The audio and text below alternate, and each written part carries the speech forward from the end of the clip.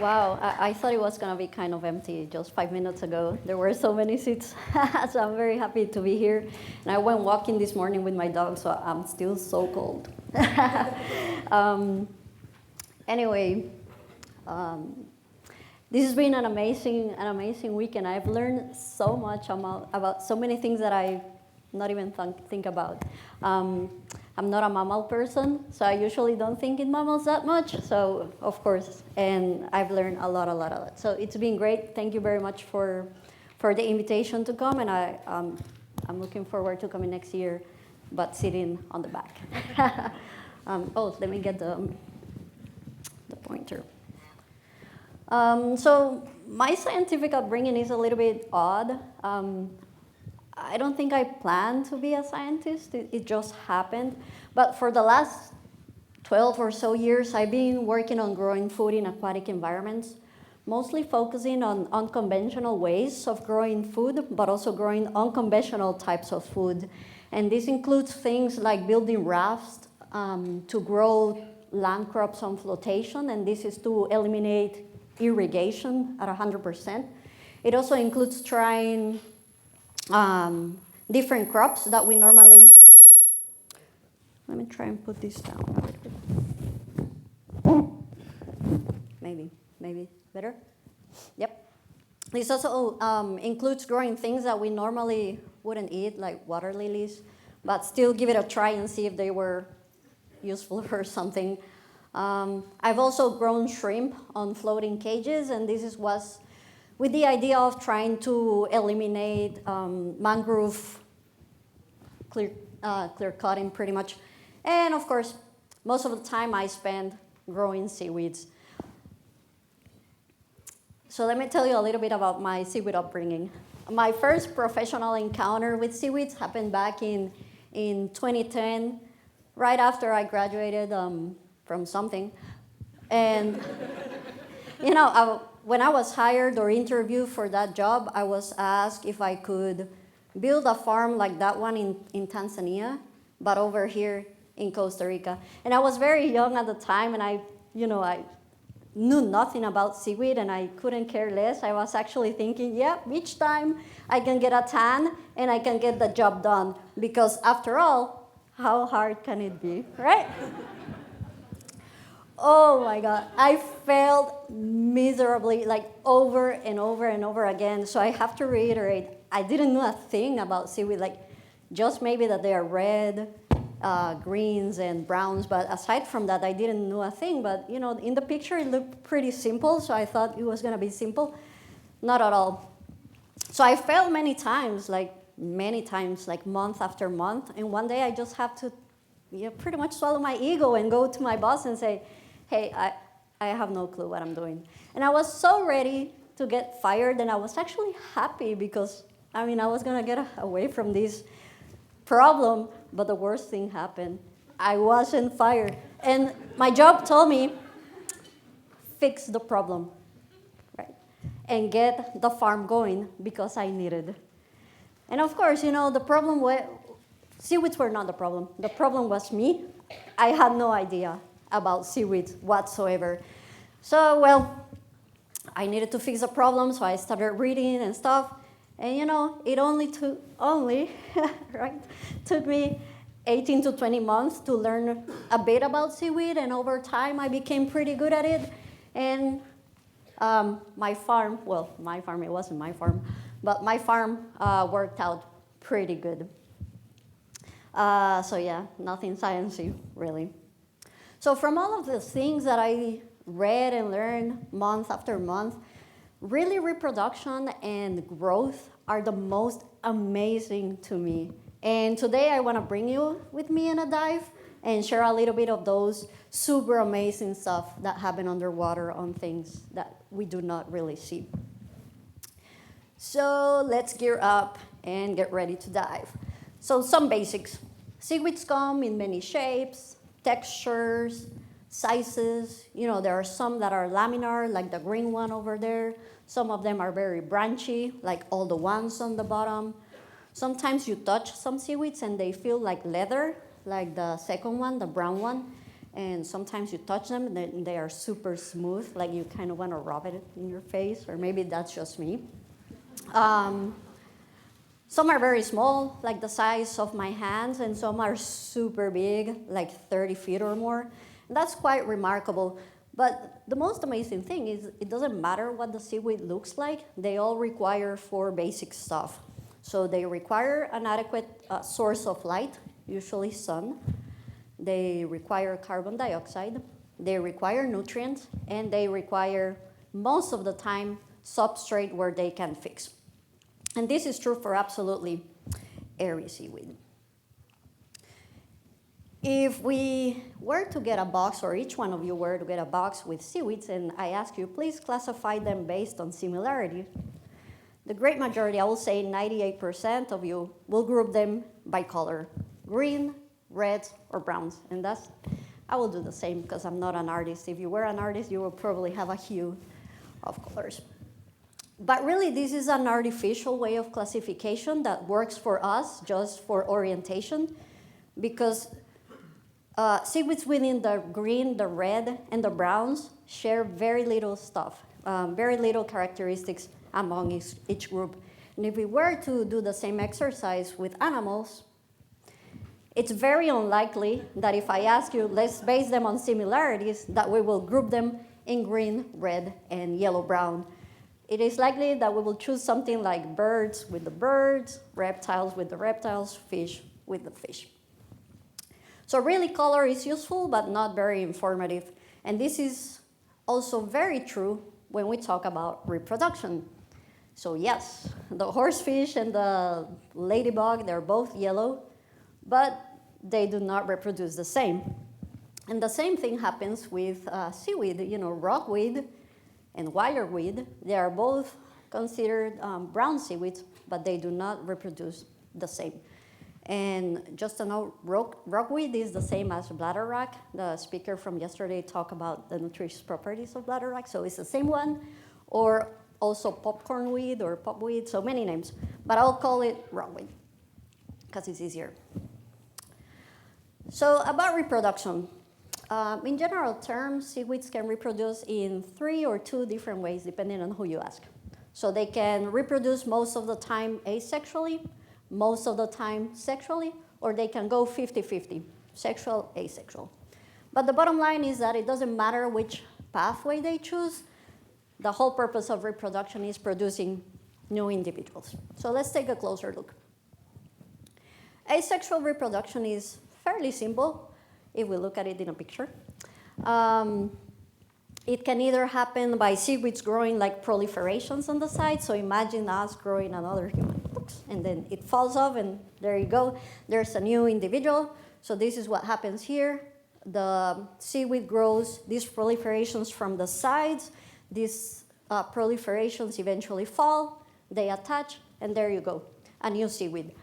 Another option is to let pieces go, like via fragmentation. So the individual can be cut in many pieces, and this can happen in many ways. Like we can step on them and break them accidentally, or a wave can come, or many ways. But the bottom line is that each piece will eventually attach to a rock and produce new individuals. Now, the cool feature about asexual reproduction is that it doesn't matter if it is a female version of the seaweed or a male version, they can reproduce asexually equally. So that's a great advantage. Now, the other pathway, it's a little bit more complicated. So sexual reproduction does require the presence of a female version and a male version of the individual. And female and male can be many things depending on the species. But the bottom line is that the female will produce eggs, the male will produce sperm, and you can imagine what is going to happen, but I'm going to show you in just a moment. So let's go back to my favorite seaweed ever, rockweed. And I have to say, I'm going to open a huge parenthesis here. So if Alaska was to have an official seaweed, it should be rockweed, and I'm going to show you why in just a moment. It's so remarkable. Like, you can see it everywhere, so it's super easy to ignore and say, ordinary seaweed. Oh, no. don't be deceived. It's actually a super, super cool seaweed. So think about this. You can step on it, right? It's gonna freeze down at low tide in winter. It's gonna toast under the sun in summer. And then when the tide comes up, it comes back to life as if nothing happened. So it's pretty much an indestructible seaweed under natural conditions, right? Closing parenthesis. Let's go back to reproduction. So rockweed comes in female version and male version. And I'm saying this because there are some seaweeds that are male and female at the same time. But in these ones, there are males and males, females and males, and they come separately. So as you can imagine, the female seaweed releases eggs into the water, and the males release sperm into the water. They eventually meet, and they create new organisms that will either grow to be females or males. Super straightforward, like nothing surprising about seaweed reproduction, right? Okay. So now that we are geared up with the basics, let's get diving into some amazing stuff. Have you ever thought about how is it like to live underwater? Like us underwater, like no houses, no submarines, us in direct contact with water, kind of Aquaman kind of thing, or mermaids. I tend to divert very much, so I think in these kind of things quite often. Well, regardless of what you're thinking about, the truth is our experience, because of our size with respect to the ocean, is going to be completely different than if we compare our way of living to a whale or to the many seaweed eggs and sperms that are right here where you cannot see them. And this is because the way we experience the world is shaped by our size. And this is true on land or air, and it is true for the underwater. And this is gonna make sense in just a moment. Let's put some things into context here. So sperm is super tiny, right? You can fit 10,000 or more in a single dot of a pencil. So super, super, super tiny. Now, eggs are a little bit bigger, or much more bigger, but you can still fit 1,000 in the dot left by a pencil. So now imagine this, like close your eyes or not, but imagine this. You're so tiny, facing an entire ocean, and you have to meet your mate to make new individuals. So that's quite amazing, at least to me. But they do it, right? We see these things quite often, and it's beautiful, and sometimes we walk there in these super nice, flat, glassy days, and then say, oh, they're floating there, so pretty, it looks so calm. It isn't calm at all, and I'm gonna show you.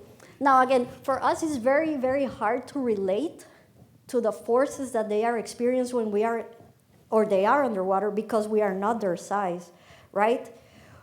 Like, okay, let me give you another example. We are closer to the size of a T-Rex than they are to our size. So they are tiny, tiny, tiny, and they have to face the ocean. So that's like mind-blowing. So anyway, you have things like this, right? Beautiful, blah, blah, blah. But I'm gonna show you a video that actually gives a great example of the forces or how they perceive the ocean. Raise your hand if you know which is this movie. Yes. So it's there, exactly. So let me play this. This is what spores and not spores, but sperm and eggs feel when they are released into the water.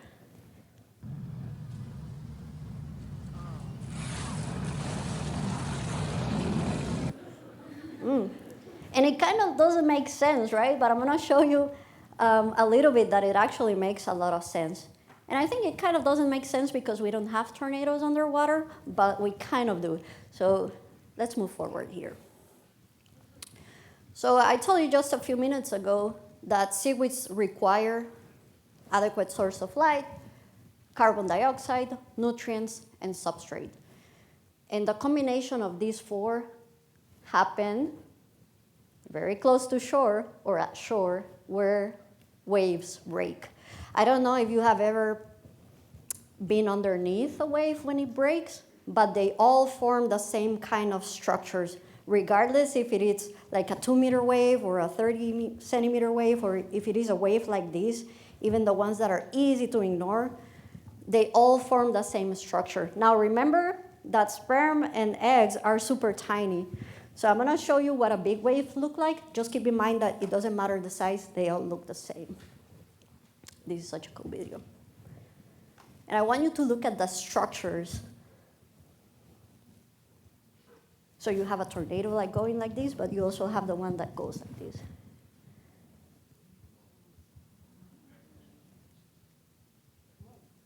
And that's amazing, right? That's amazing because, well, this is a kind of a huge wave to be able to capture it. But if you're a sperm or an egg, you experience this with waves that are like this. And they feel it with the same force as this. So it's quite remarkable, and that's why seaweed reproduction amazes me so much. Like how these tiny things can face these huge forces. And you know, we have to accept that sometimes we go in the water and it's very hard to stand and resist the force of a wave. Now imagine if being the size of sperm and eggs, that's quite remarkable.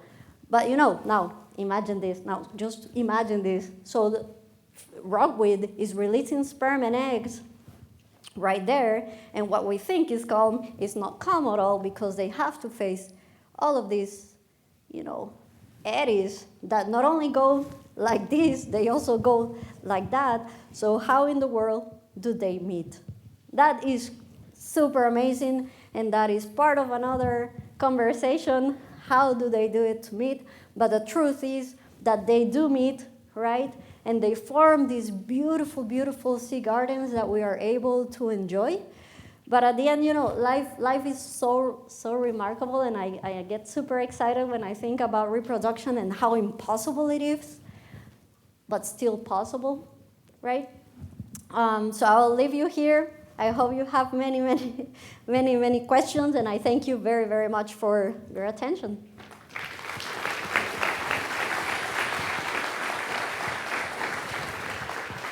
Thank you so much for that incredible talk. So we will do questions now.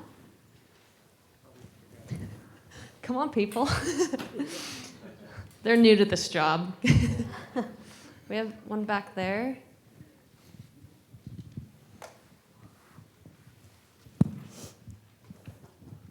Hi, I was just curious about the sexual and asexual reproduction, if there was certain situations in which one was dominant to the other, or why they would pursue one, or if they're just doing both all the time. That's a great question, and I'm gonna answer in a semi-lengthy way.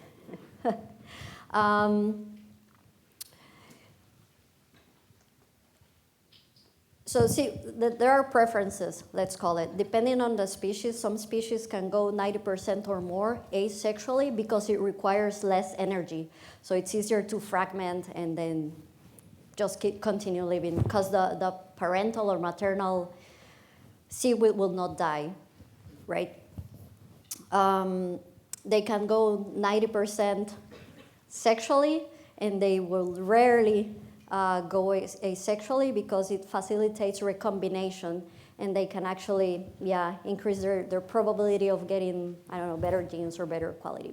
When they go 50-50, that is seasonal, most likely. So whenever there's more nutrients or water is calmer, because the triggers are different. So depending on season, if they go 50-50, it will be, I'll say, I don't know, usually spring and summer, because there is more light, and when they are sexual, they start from tiny pieces, they will go sexually, and in winter, they will go asexually. So it really depends.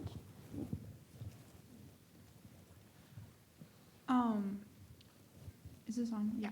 What % of seaweed is asexual versus like sexual?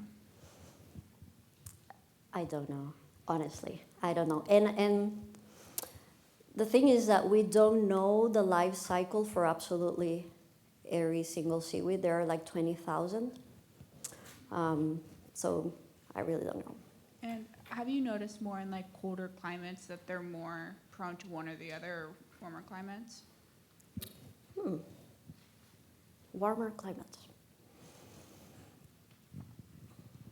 I'll go with asexual reproduction in warmer climates. Yes.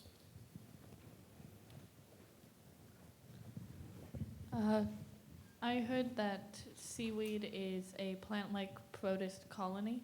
How does that affect their reproduction? Seaweeds are what? I'm sorry? Didn't hear that. Plant-like protist colonies. Well, seaweeds are not protists, most definitely. And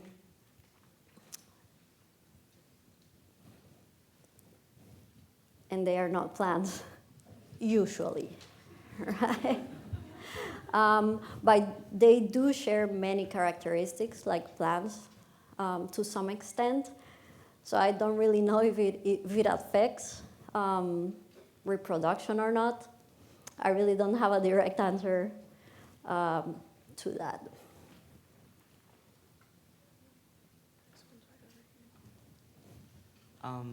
So I hate to go back to asexual, but have any types of seaweed prone to like show more of asexual versus sexual?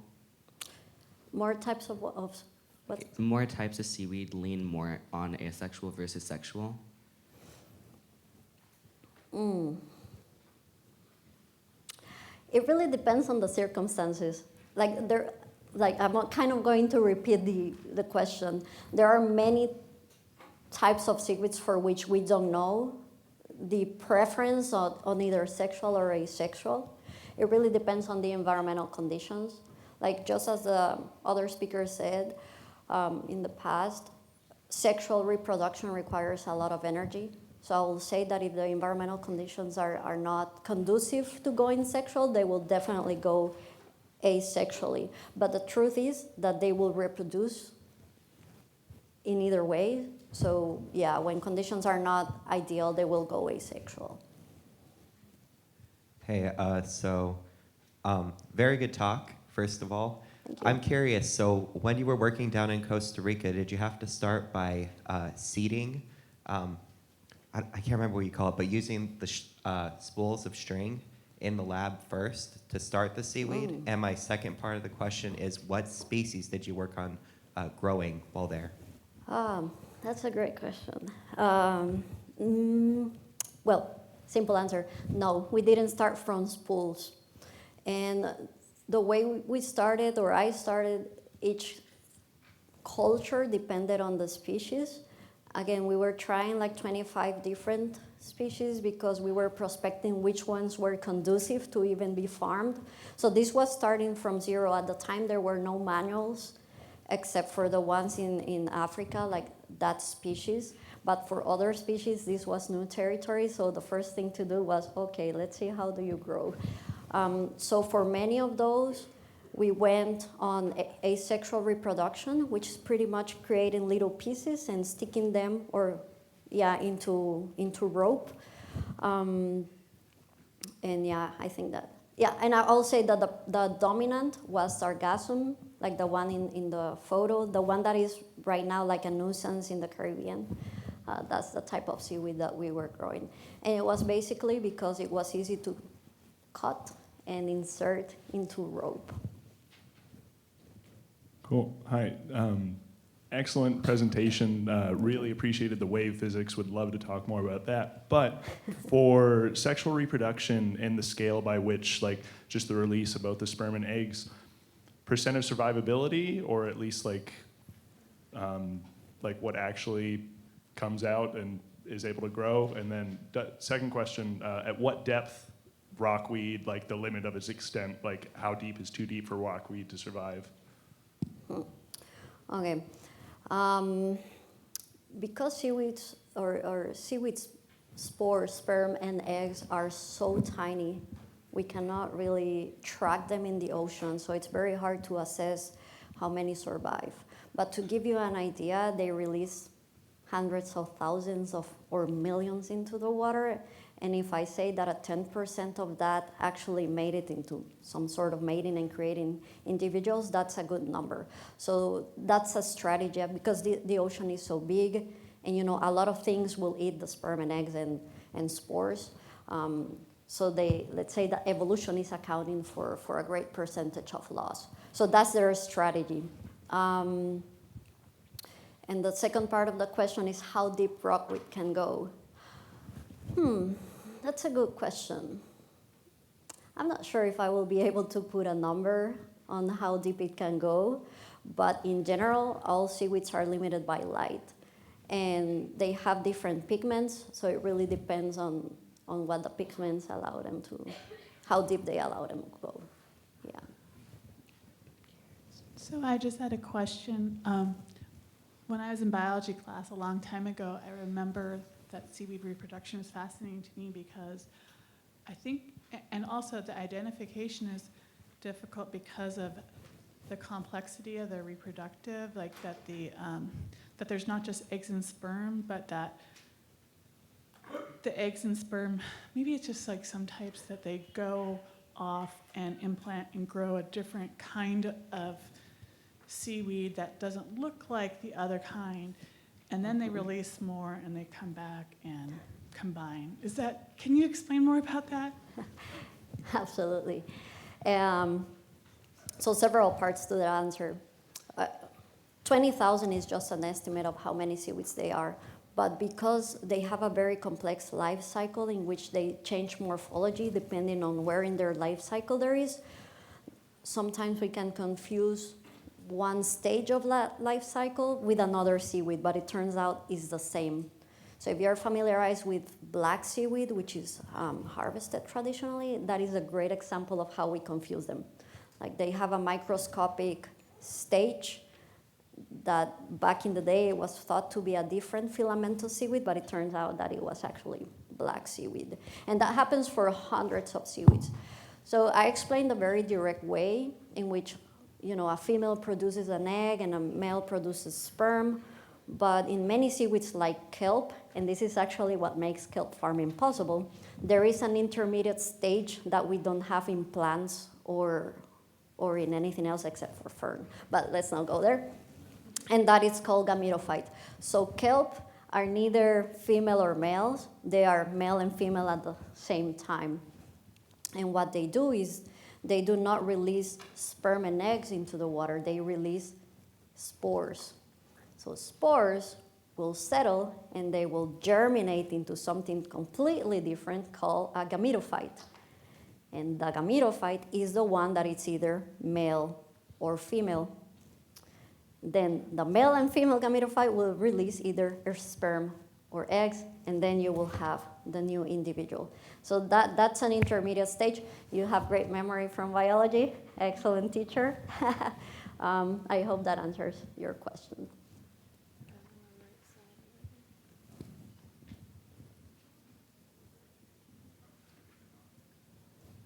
On now? Okay. How do you specify male and female, and is it different for red, green, and brown seaweed?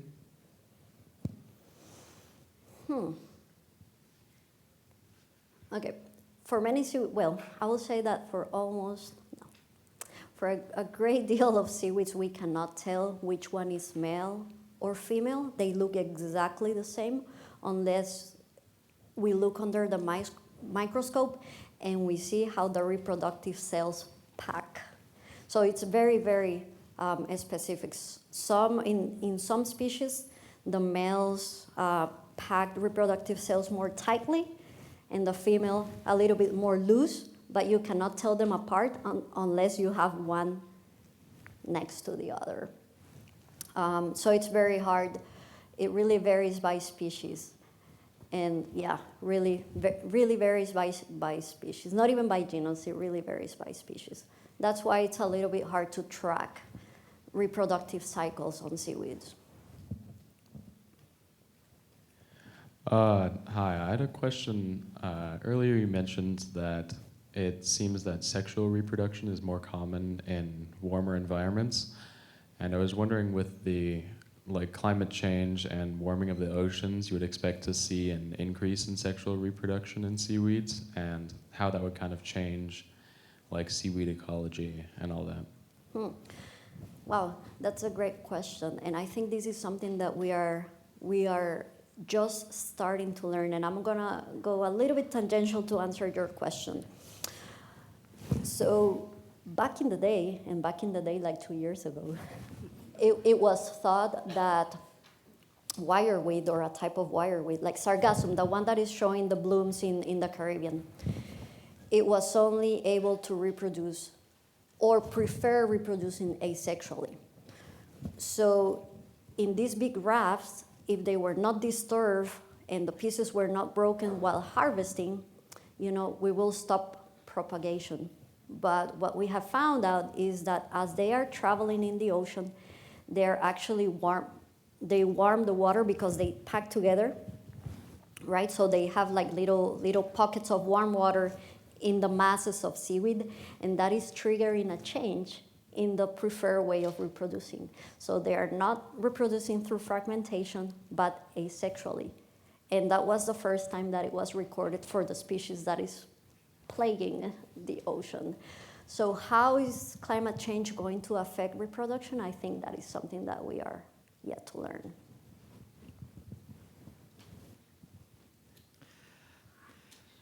With some seaweeds that are produced or mass produced for human consumption, such as hijiki and nori, how are those farms created, and are typical seaweeds that people eat, do they reproduce sexually or not?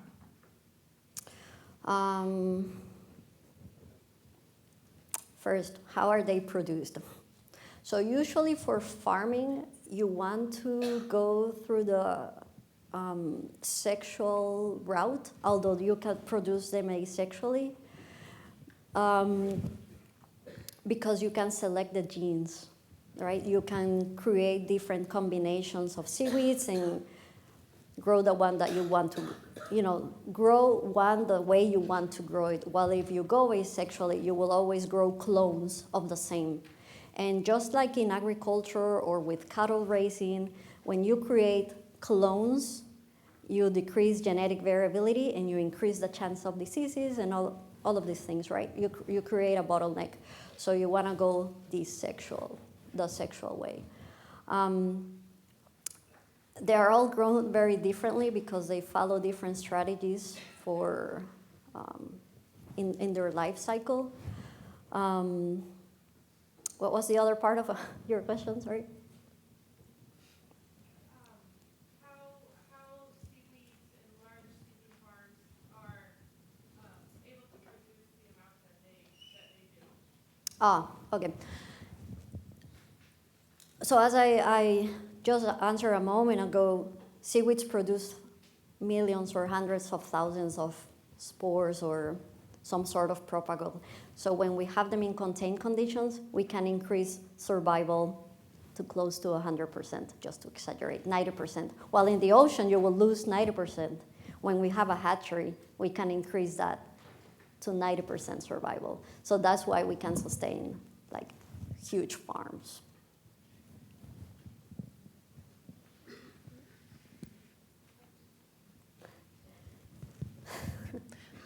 So how much, I guess, on like the farm that you were working on, like what was the expected yield, and like how often were you expecting like to harvest? We really have no expectations at all, because the first thing that we wanted to learn was, is it even possible to grow them, right? And as far as harvesting, I think that we thought we were going to harvest like every 4 months. So the thing is that we were following examples from Africa and from Asia where, farming has been happening for a long time. So we were comparing apples with oranges, and we were completely wrong, because the timing of tropical seaweed is so much faster. So for example, for some of the ones that we were growing, we will harvest every 3 weeks. Right? If we compare it to kelp, this is harvest like every 5-6 months. So completely different. we were learning pretty much from scratch. So what we did was kind of compare growth rates more than yield. So in general terms, to have a productive farm, you will have an increase at a minimum of 3% in biomass every day. So each seaweed should grow 3% every day to be sustainable at the end. And if it was lower, then we'll say, okay, this is not a good seaweed. If it was higher, we'll go, okay, maybe this is a good seaweed. Yeah. Okay, so I was thinking, since you were saying that sexual seaweeds have like a higher, like a stronger set of genes, does that mean, kind of like reaching into yesterday, does that mean they have like more nutrition for like, and health benefits for humans to eat? So sexual reproduction, what allows is, I wouldn't say better genes, but more options, right? So you recombine, so I don't think it necessarily has to do, well, I don't know, I will swallow my words. So nutrition has more to do with the quality of the environment where seaweeds are grown, because everything is incorporated, right? So for example, let's go to black seaweed. If you harvest black seaweed in winter, it's gonna be nutritionally very different than the black seaweed that you will harvest in spring. And that has more to do with the combination of light and nutrients that is in the water and the amount of herbivores that is in the water. So a lot of the changes in flavor in seaweed are determined by the presence of herbivores. Sometimes they're bitter, sometimes they're sweeter, So it's really the environment dictating kind of like that nutritional quality. Although yes, genetics has a lot to do with it. Hi, I was wondering about seasonality, and you've spoken a bit about how they're different in the tropics and up here. And then up here, how do they overwinter? What do they set before the cold season comes or the lack of light, or how do they do that? So it really depends on the seaweeds. They can grow, so most seaweed have microscopic stages and the macro, so what we cannot see and what we can see. So when there is light limitation, they usually go to their micro, where they are just holding and just waiting for light for them to pop back. So that's the strategy. Be very little, except for kelps that actually grow in winter when there's a lot of nutrients. So it really depends on the seaweed. Hi, I'm just thinking about seaweed in comparison to plants, and I'm curious, like, how are they getting their nutrients? Are they using their root structures? Are those similar? How are they getting water? And like plants, I think a lot of the CO2 comes from the air, so is that coming from the water? And also, most curiously, when they form those little like balloons, how are they getting the air in there? It's a lot of questions, sorry. It's a lot of questions, I'll try to remember. Okay, so seaweeds do have a holdfast, not a root. So in plants, the roots is used to absorb the nutrients in water, right? So in seaweeds, the holdfast is just an anchoring system. But because they are submerged in water, they get nutrients from all over. So they're not limited at all just by the root. They just take it from, like if I was a seaweed, right? They're just taking it from the water column. So it's a 3D capability of absorbing CO2. Let's go to CO2. CO2, yes, it diffuses into the ocean, right? And then they are able to, so there are two ways. There are some seaweeds that can capture CO2 directly from the atmosphere, and some of them have to wait until there is this conversion between bicarbonate and, all of the carbon chemistry, bicarbonate, what's the other one? Carbonic acid, CO2. So they choose one or the other. They can do CO2 that is diffused in the water, or they can use bicarbonate. That's how they get it. So that's 2 out of 4. What are the other 2 questions? Oh, water, osmosis. So they are in equilibrium with the environment. They don't drink water. It's just an exchange between yeah, pretty much a medium in them. Oh, the balloon. Oh, yeah, I really forgot half of them. Those balloons, well, they are filled with CO2 and other gases, and it's a byproduct of their physiology. So all of the organisms respire. It's not breathing. So they do photosynthesis, right? They absorb CO2, and then they release oxygen, but they also respire, so they use the oxygen and they release CO2. So in that transfer of gases, they fill their gas bladders. So it's mostly CO2 dominated, the ball. So you mentioned a bit earlier in regards to genetic diversity diseases. So are there diseases that affect seaweed? And if so, how do they physically spread underwater? Yes, there are diseases. So one thing about seaweed ecology in general is that it's starting to become trendy again because of all of the farming that is going on. And this is like this very new area of research if you want to get into seaweed, and that's a good one. And they're only started to get studied, and it's because of the monocultures that we are creating in the ocean. We are packing plots of the ocean with seaweed, and that increases the chance of diseases. How do they spread? They are waterborne. So they're actually always been there. It's just that by packing seaweed together, we're actually increasing the chances of spreading. Okay, I think we only have time for one more. Okay, I've got a question about, are you able to describe to us what's going on in Northern California with the loss of kelp? I understand the urchins are part of the problem, but if you've studied that. And thank you for your presentation today. Yes, so just a little story. Before entering into seaweed farming, I actually got to seaweed because of this kind of failed project. I tried to run away from seaweed. I was so tired, and it ended up that I did my PhD in seaweed ecology. So it was meant to be. While I was in my PhD, I got a lot into restoration because of kelp loss. So it's a snowball effect.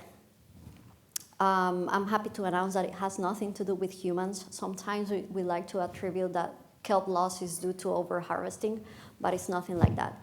It's actually that the water is getting warmer in frequency and magnitude, so for longer days and more times over the year.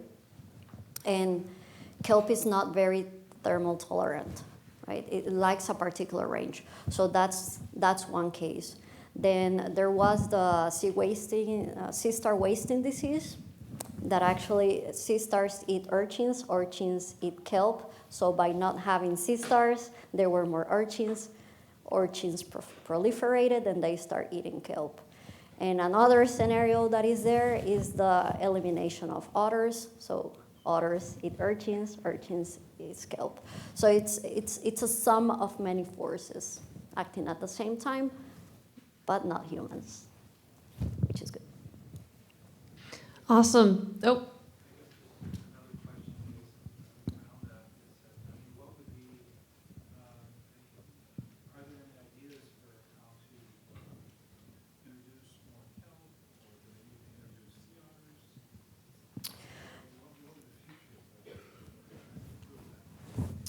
So I think California is the greatest example of a huge effort to try to restore forest. And I think they started doing this in the 60s.